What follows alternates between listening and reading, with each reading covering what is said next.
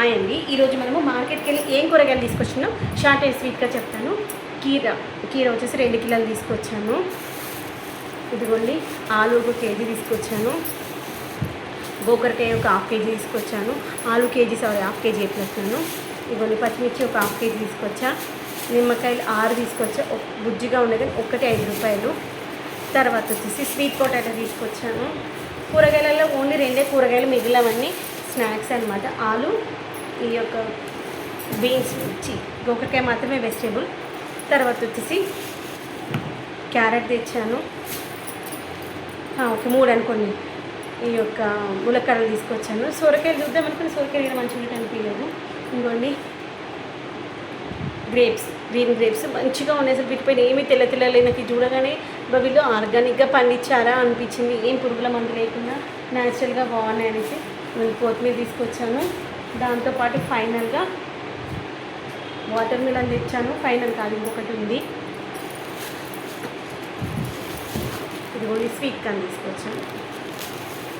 వీటితో పాటు వచ్చేటప్పుడు షాప్కి వెళ్ళేసి ఈ యొక్క రాగులు తీసుకొచ్చా దోశ కోసం. మొత్తం అయితే వీళ్ళు ఇంక్లూడింగ్ రాగులతో సహా అయితే 1000 రూపీస్ అనమాట. రాగులు అయితే 2 కేజీస్ తీసుకొచ్చా. కేజీ 70 రూపీస్ పడింది. దోశ కోసము లేదంటే ఇప్పుడు రాగి సంగటి చేసుకోవడం కోసమైనా వాడుకోవచ్చు, బాగుంటుంది.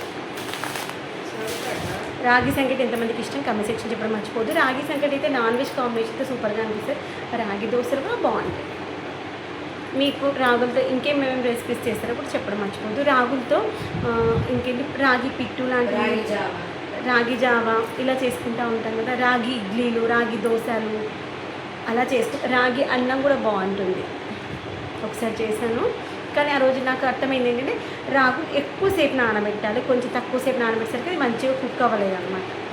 కానీ రాగులు ఆరోగ్యం చాలా మంచిది. మనకు ఈ యొక్క ఎండాకాలంలో మన బాడీ చలవ చేయడం కోసం ఉపయోగపడుతుంది అనమాట. రాగులు మనకి కావాల్సినవి కాల్షియం పుష్కలంగా ఉంటాయి. రాగి లడ్డూలు కూడా బాగుంటాయి ఆరోగ్యానికి.